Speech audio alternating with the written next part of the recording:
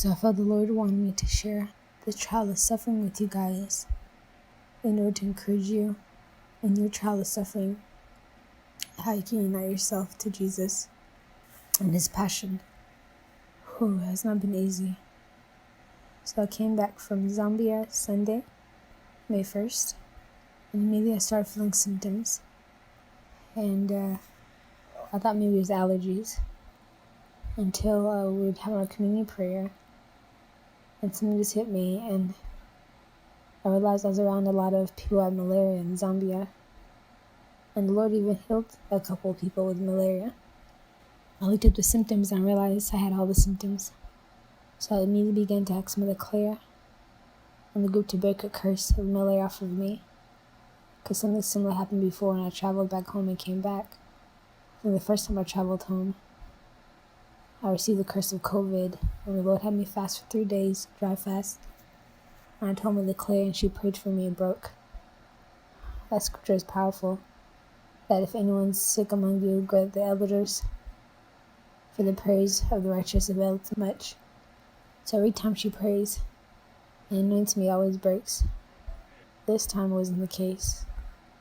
So I kept shrugging it off, the pain and the symptoms, because I knew we had an event coming on Saturday, and it was getting worse and worse. It was really bad. At times I felt like I was burning from the inside out. I was shaky in joint pain, and my chest was hard to breathe. So I had everyone praying for me. So the first 2 days I was there in Taos, I was knocked out. I couldn't do anything for the event.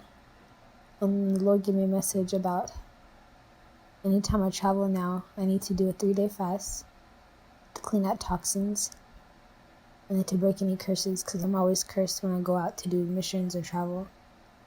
So I did a 3-day fast, as he mentioned, just a liquid fast.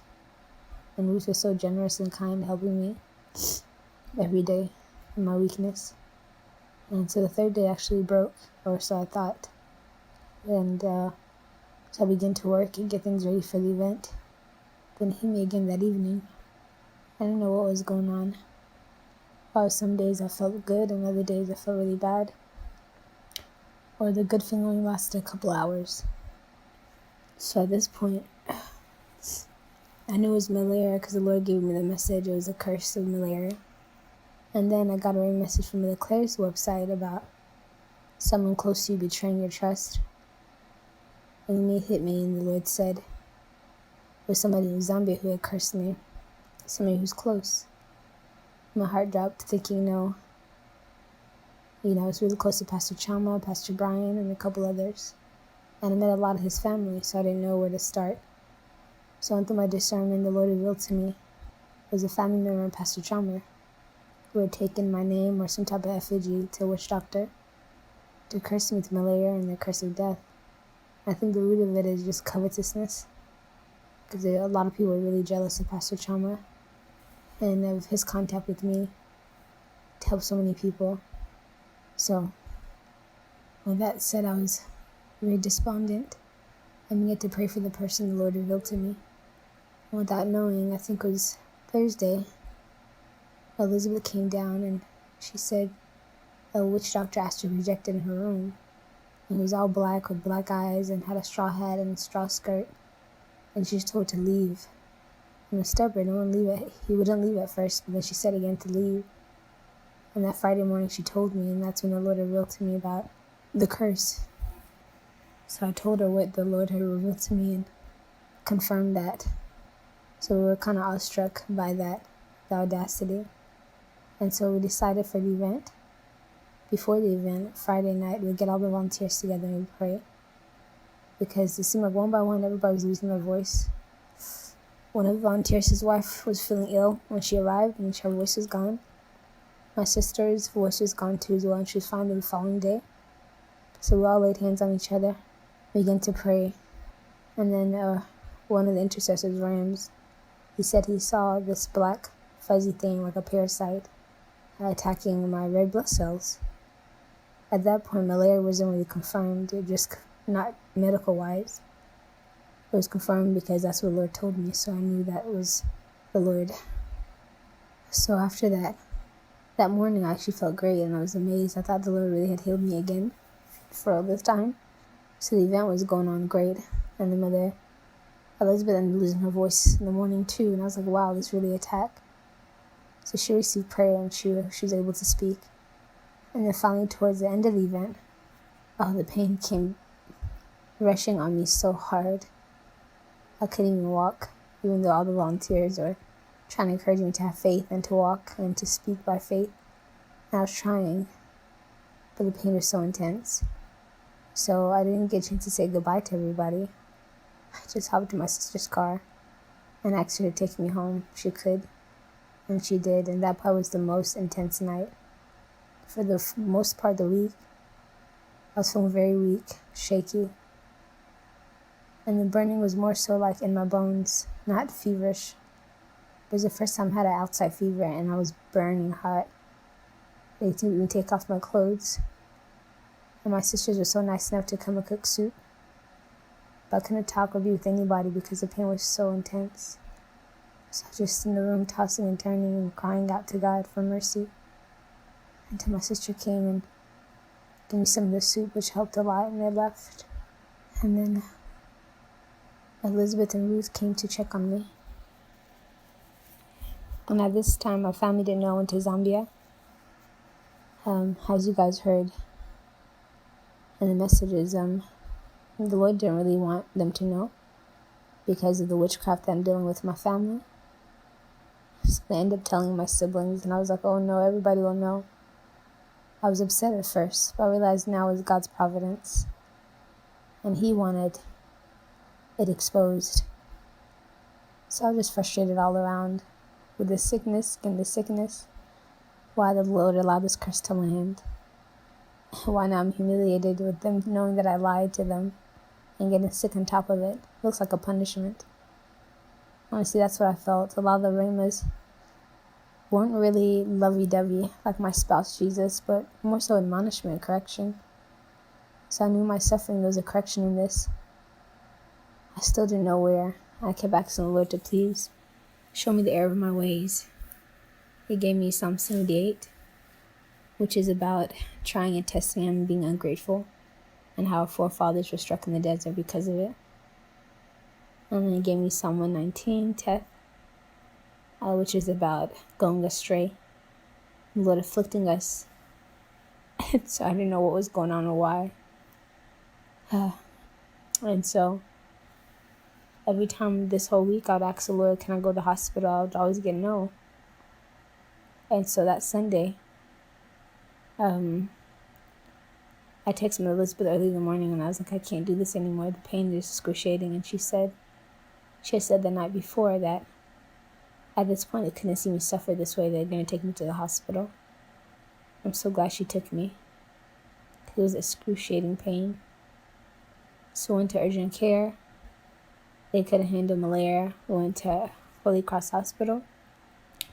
I was the first ever malaria patient. So they could help with the symptoms, but not with the actual parasite.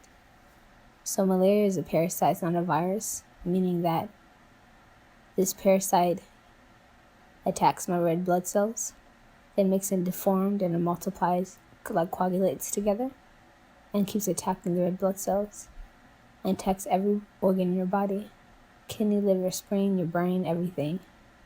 And there's different type of malaria. I don't know which one I have, but man, it seems so severe. So, when I got to Holy Cross Hospital, the nurse was so kind. He was really inspired that I was his first malaria patient. But I'm just praying that the Lord would bring somebody who knew what they were doing. Because I had to YouTube things and even call the CDC. Or no, I think University of New Mexico Medical Center, something like that. And I realized they couldn't help me. So I had to be airlifted here to Albuquerque Presbyterian Hospital. So when I was airlifted here, I was just in so much pain. I felt like in delirium. That's the word. I felt delirious. They got me the medication the next day. But the warfare was intense, guys. So the first day I got here, I was lying in bed, and I'm just feeling, delirious. My eyes open and closing. I just felt so delirious, confusion. And then, I guess in the spirit, I saw this black figure. It was a demon, of course. I looked, had spiky hair, sharp teeth. It came up close as if like there was a glass plate between us. So first he walked past me, then he came back and slammed his face on the glass screen and said, now the victory is mine. And when he said that, I saw a huge light come in my room, and I realized it was Zeal. And he just sliced this demon in half and just split open and said this nasty noise and was gone. Then this huge beast dog came. It was huge. It wasn't a dog. It was like, I think like a saber-toothed tiger. That's how big it was.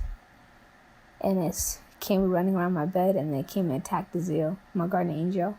And when it attacked him, another angel came down with a sword and just stabbed it right in the middle, and the beast immediately evaporated. And for the first time, I saw my other guardian angel.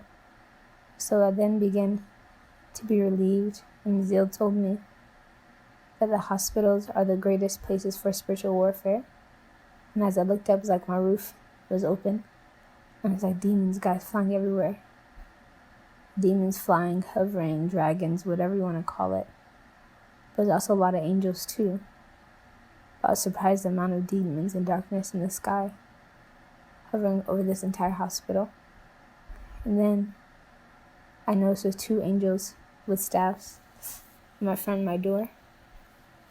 And as if no one could enter in, bypassing them. So he told me to get up and come with him. So in the spirit, I came out of my bed, and I walked with him in the hallway. I was amazed that a lot of nurses and doctors and the workers here had demons accompany them. And they were hissing at me and Zeal, hissing at us. And there were some nurses who had angels with them. And he took me to a room, and he told me that the Lord sent me here to minister to people. And I was just amazed, and then I got a phone call, so I came out of it. I was just in shock, really. And then that evening, I began to feel oppression in my room, and I would hear voices. I now know they're probably witches or souls who are astral projected into my room. So there's a couple voices, and one of the voices said, "Look, that's her sister." And I came out of it, and I was like, who are they talking about, and what does it have to do with my sister? So I felt as if like one of my sisters was the target, and whoever this person is came and found out that I was here. So I began to cover and pray for my sisters. And then I had sleep paralysis attack like 3 different times. One time the person just came and held my arm, and then immediately I began to seize up like a seizure, like sleep paralysis. And I was released and covered myself with the blood of Jesus, and I had 2 more attacks in the morning, the same thing. I was exhausted and really fearful, honestly. And the change happened. My first nurse was really nice. When the switch happened, they came in at 7 to switch the nurses.